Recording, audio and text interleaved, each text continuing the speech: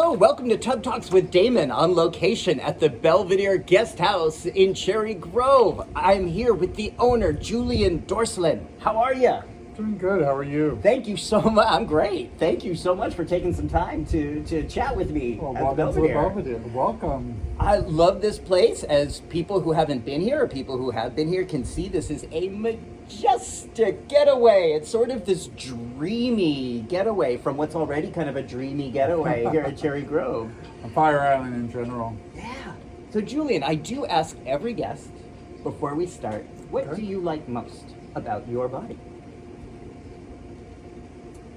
About my body, let's see.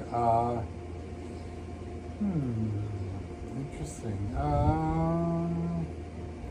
My hands. What do you like about your hands? I have nice long fingers and big Yeah. big hands and big nail beds. Uh-huh. Beautiful. There they are. This is so cool. Well, thank you. The reason I ask that is because when I talk to people, especially queer men, about their bodies, the first thing they tend to want to do is say what they don't like or what they feel critical about. Mm-hmm. And what I've been doing with this series, and what I think a lot of what you're doing here at the Belvedere Hotel, is creating kind of a different paradigm, is creating a place, a context for men to feel empowered and celebratory about their bodies. Yeah, we're really blessed to have a place where a safe space for people of every body type to come and feel comfortable. Right. I have been here many times and have always felt there's different men of different sizes and ages, and everybody here Race. and different race. So I do want to ask about that, because I think a lot of people think about Cherry Grove and I Fire know Island. Younger people of color kind of think about Fire Island and Cherry Grove as something that may not necessarily be welcoming for them. What would you say to that? Well, I always say that, especially being a man of color, and this may be a little controversial, what I'm going to say, but we're not welcome anywhere. And no one's going to be, let me rephrase what I'm really saying. It's not that we're not welcome anywhere. No one's going to roll out the red carpet for you being gay, being black, being a woman, being overweight. You need to have the audacity to make your presence, to claim your space, and that's just what you have to do. You know, you can't expect everybody to welcome you with open arms, because it's just not going to happen. Is that what you've had to do? That's what I've had to do all my life. Yeah. Can you say more? I've had to claim my space. I don't expect anyone to roll out the red carpet. I don't expect to be welcomed. And a lot of times I'm not. A lot of times I am welcome. Sometimes I'm not. If I go into it with the idea of, with the confidence that comes from experience, and knowing that you're doing who you are, you're able to go into any room and anywhere. Wow. And so you've been applying that tool your whole life? Been applying that tool my whole life. First, being a man, a person of color, there's a lot of firsts. First, gay business owner, person of color, business owner on Fire Island. How is that for you? I don't know. I've never done anything different. Okay. What have some of the advantages been, if there have been, for you as the first business owner, gay, queer person of color business owner in Cherry Grove? I don't know. Are there any disadvantages? I don't know. I just keep on going. I just do what I have to do. Yeah. I just get my job done. Does it ever just feel tiring? Like, I don't want to have to deal with bullshit? Or is it just sort of... That's life in general. There's, like I said earlier, no one's promising you anything, and not everyone's going to roll out the red carpet for you. So, you need to hold your head up high and stake your claim and have the audacity to make yourself to just go about, you know. You don't need to make your presence known because your presence is already known. Great. You know. Thank you. It's a great message. And again, when people come to the Belvedere, they're going to get a sense to feel what this looks like in practice, to state your place, to have the audacity to show up, to be who you are, whomever you are. Whomever you are, yeah. I mean, yeah, we have all types, all shapes, all colors here, and they're all welcome, and they should feel comfortable. You know, we'll try to do our best to make you feel comfortable, but you know, it takes you first. Yeah. Okay. Can we talk a bit about the history of this hotel? Absolutely. So this is, if people can't tell or people don't know, this is just a gorgeous, and some might even say it's been written sometimes kind of campy, kind of gaudy environment. Now this was built, I believe, in 1957? It was built in 1957 as a gay guest house. And if you think about that, 1957 was even before civil rights, even before any type of gay rights, any type of thought of gay rights, before Stonewall, before everything. So in 1957, my father-in-law came to Fire Island. Actually, he's been out here since late 30s, I think, and early 40s. Came out here and started building houses, you know, buying plots of land and building houses out here. And then he came on this plot of land, and it reminded him, when he looked over across the bay, it reminded him of Venice. So he said, you know, being of the era where everything was overdone and camp and grand, and he thought, why not build a Venetian-style palazzo out here on this sandbar of Fire Island. And his name was John. John Eberhard. John Eberhard, okay. So he just kind of came here, recognized. Now he was 1950s, he was pretty as out as one could be at that time as a gay man, right? Yeah. And he was like from New York City or? John is was from New York City and New Jersey, grew up in New Jersey, and traveled the world, was a set designer, and had a pop house, and worked on television shows in the 40s and 50s, and kind of came out here and fell in love with it. And he wanted this to be a place also where, again, people could feel comfortable, safer. You have to have a safe space. You know, that's what Fire Island was all about. And I'm not talking about all of Fire Island. Cherry Grove was about having a safe space for gay people. And I'm not going to talk about the other communities which were not built for gay people. They were built particularly to combat, against the gay establishment. Cherry Grove has always been an artist community, and since the 1800s. I didn't know that. Yeah. Wow. Okay, so then John, walk me through the story here. So John had a partner / son right, named Craig. Yeah. So John being a gay man, and in the 1980s, early 80s, actually 1970s, he met this young man named Craig Burns Eberhard, and they had a relationship. They became partners for many years, and in the 1980s, a lot of the men started developing HIV and AIDS and dying, and they were seeing people's family who had disowned them. All of a sudden, one partner would die, and then the family would come in and throw the partner out and take all the belongings of that partner, which wasn't fair. You know, we had no rights as gay people. Yeah, I remember that time. Yeah. Yeah, I remember that time too. Not that I'm that old. However, I do remember. You know, and so what they did is the only way that there was no marriage rights, no marriage equality. Right. Not even domestic partnership. Not even domestic partnership. Right. You know, the family had all the rights and can do anything, no matter what happened. If they had no relationship with the family member, they had all the rights because they were the next of kin. So what John and Craig did is the way for them to get around it, they adopted each other.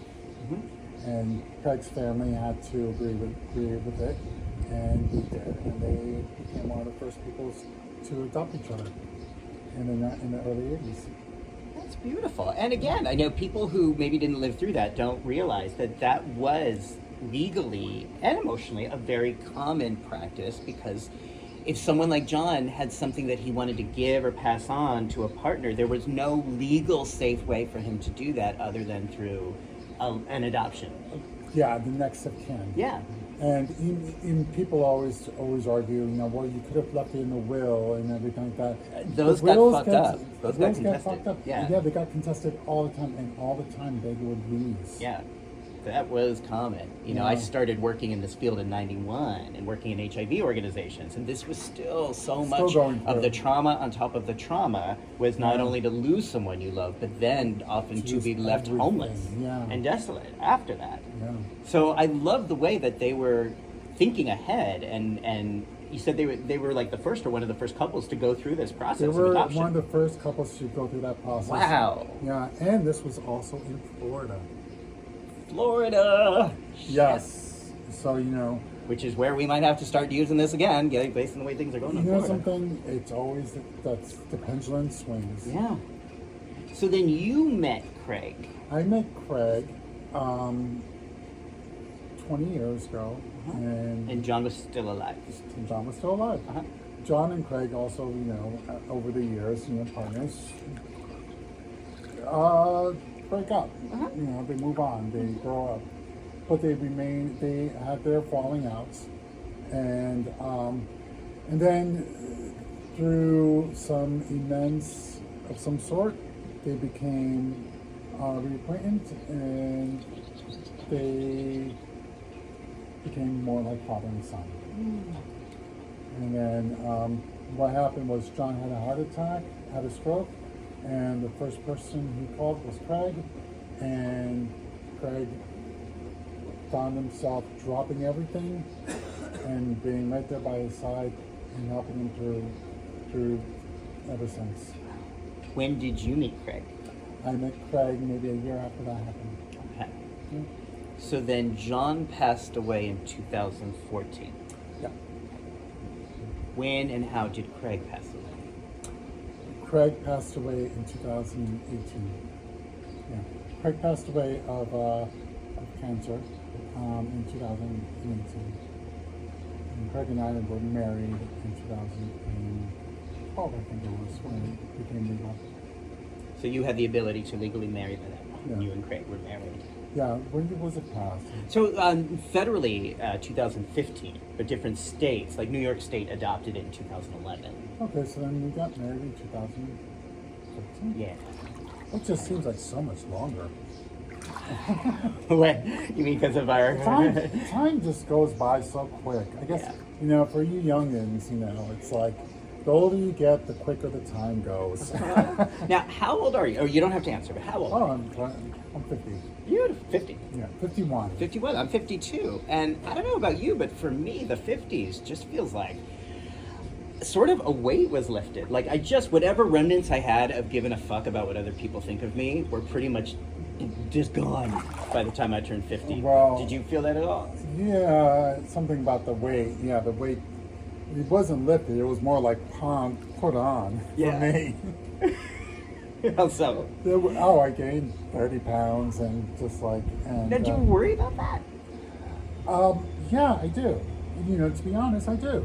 What do you worry? Because I like. It's not for anybody else. It's about the way I feel about it. It's the way that I like to be able to look in the mirror and be like, okay, I feel good about this. And I'm okay with this. And I do look in the mirror, and don't get me wrong, I do look in the mirror, and I'm okay with the way I look right now.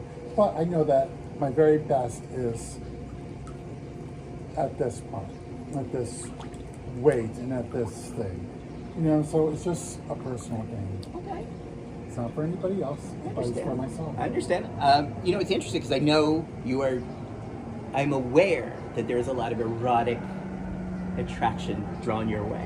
Like at this, you know, because you're gorgeous and because you're the boss around here, and you know, you're amazing. Who, me? Yes, you. Are you aware? You must be aware of that. I'm not aware of it. But How I are you think not aware of this? Because I'm here to do one thing. You're here. This is your job. This is It's not your playground. This is not my playground. You don't shit where you eat. You know. Okay. Just not my. Okay. It's not my thing. I'm one of the old romantics. You know, don't get me wrong. I know how to play and everything, but you know, given my choice, I like the one-on-one. You know, I like even when there's a playtime. You know, it's usually like it's more about connection for me. Yeah. Now, however, you're working in a place where for 6 months out of the year, people are kind of coming and going And they're coming connecting. and going. How are you able to find someone or stay connected with one person while you're running this beautiful place and keeping up with all the seasonal demands? Usually off season. Uh-huh. Yeah. Okay. Is there someone regularly you see, or? There is. Okay. Yeah. Wow. There's somebody regularly I see. Okay. And it's still fairly new. Okay. And we'll see how it goes. Cool. You know? Cool. So stay tuned. Stay tuned.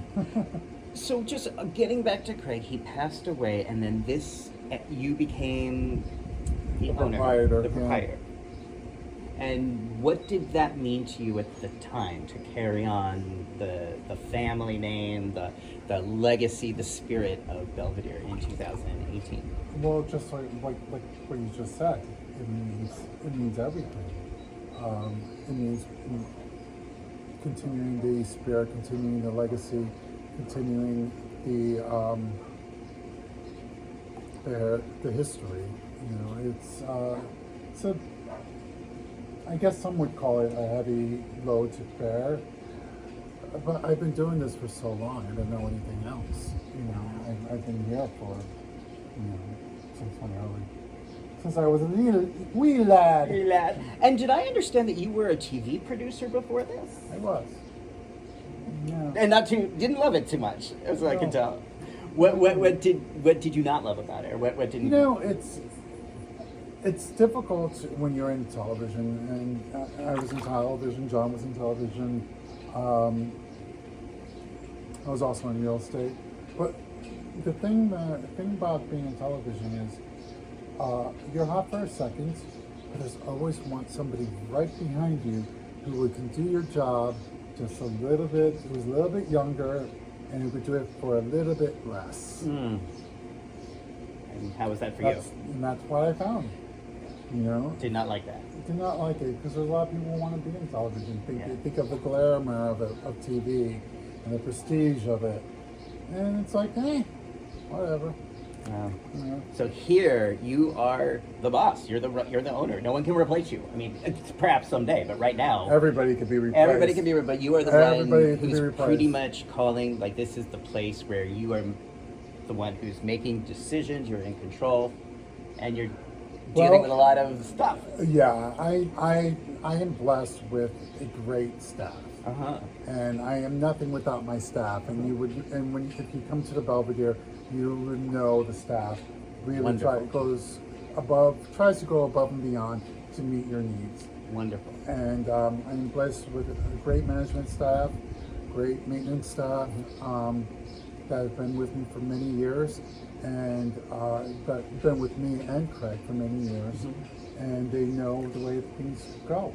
Great. Now, I know the other thing about getting older for me that may not be an advantage is that the older I get, the less patience I have for whining and complaining. I am imagining in this position, you must deal with a fair amount of, let's say, negative energy. How do you deal with this year after year? It's funny, the older I get, the more patient I've gotten. Wow. You'll have to show me how to do that. Well, you know, you realize sometimes people just have a bad day. Sometimes, you know, it's not easy getting out here to fire around, for one. And then when you get here, and then you're shoving your stuff, and you're doing, you have the weight of the world on you, and there's something that happens when you get onto Fire Island, and you just kind of shake it off. But sometimes people don't always shake it off, and it's up to us as the staff and even the guest, and just to like let whatever happens on the mainland back in America, let it stay back over there. Look at the lengths we've gone through to have a safe space. We went off the beaten path, as gay people have done, off the beaten path to have a safe space. We made the most difficult places. You think of Fire Island, think of Provincetown, think of Key West, think of Palm Springs, think of some of the places up in Michigan, or some of the places in Pennsylvania. These are places that we went like way out, and to be like left alone and to like have our own safe space, made it as difficult as possible. So yeah, it's important to continue to have a safe space for everyone, all gay people, and I will say gay people, because straight people, you have a safe space everywhere you go. Gay people do not. So true. Yeah, and that's why Cherry Grove feels like it's protected. There's a lot of effort made to protect this as a sacred, safe space. We do. We try. Yeah. And for whoever's straight out there, we get the same the whole rigmarole. Oh, we're great with that. We're okay with that. We're okay. It's like that's not the point. We're not okay with you. Yeah. And it doesn't even need to be a fact of being okay. Just leave my safe space alone. Beautiful. I worked really hard to get like away from all that stuff. So why do you need to come in my space? I agree. Is that struggle getting more? Is that struggle becoming greater to protect Cherry Grove as a safe space, or is it about the same? Here it is. With equality comes that. That straight people think that it's okay now to come to Cherry Grove and act a fool. And, like it's a Wild West. Yeah. They come to, you see it in every gay community. All the gay ghettos that were from the West Village to Chelsea to the Castro to Provincetown to everywhere, to Key West. Key West, oh God, that's a whole other story, where here we went to the ends of the earth to try to have a safe space and made it as difficult as possible to get to that safe space so nobody else could follow us. And yet we're so open and welcoming that we kind of like make it so easy for straight people to come. It's not that we don't love the straight people or anything, but be our guest, don't take over. Yeah, and I think now more Act than like a guest. any other time in the last few decades, we're going, as you said, we're going backward We're going politically. backwards. We need these safe spaces. Yeah. Now, speaking of Belvedere as a safe space, you now have a way if people want to connect with you during the year, or people want to feel connected to Belvedere during the year. There's a website now where people can do that. Oh, social media, yeah. But there's like I merchandise now. personally don't like social media Why not? because it's so antisocial. The anti-social media, yeah. Well, and it's so different from being here where people are showing up and having real conversations. right. Yeah. It's like you can stand behind here's the problem with social media. You can stand behind your camera or stand behind your computer and feel as if you're part of. You're not part of. Yeah, it's nice to feel like you're part of, but there's nothing like being a part of. Come and be a part of the community. Yeah. It's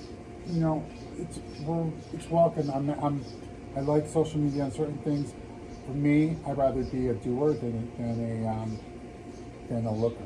Me too. Yeah. I mean, I kind of like watching too, but I'd like. I don't like posting what I do.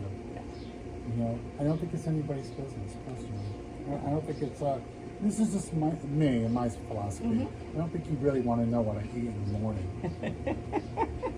You know? Believe it or not, some would, but I don't think, like you said, it's no one's business unless you want it to make it. You know, my travel I do. Yeah. You know? Now, in terms of Belvedere, though, now there's merchandise that people can. This is why I let the young people take care of the place now. Okay. I have younger staff who are willing to do the social media.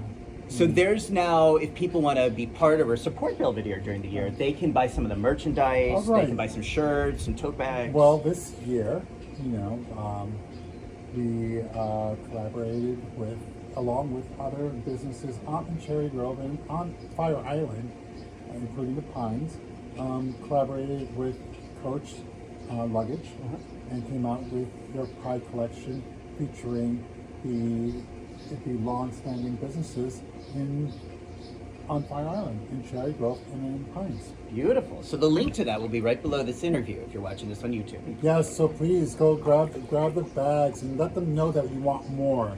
Yeah. You know, let them know that this is really important, and it's just not a gay pride thing. It's it's just a something that shows that we're being represented.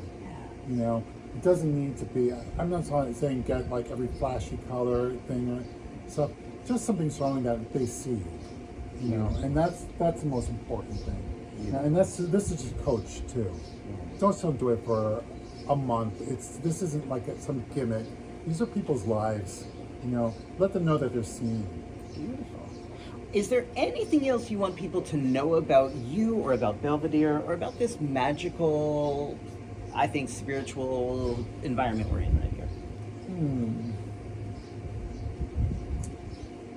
You know, a little mystery goes a long way. Okay. The one other thing I'll say is that something, like you said, sometimes you come here and you've had a long commute, but instantly, every time I've come here, I look around and I see so much joy, and I see so much smiling, and I see so much laughing. And I think people, we need that, especially now. Yeah. We need that environment. We I'm so do need that glad you're environment.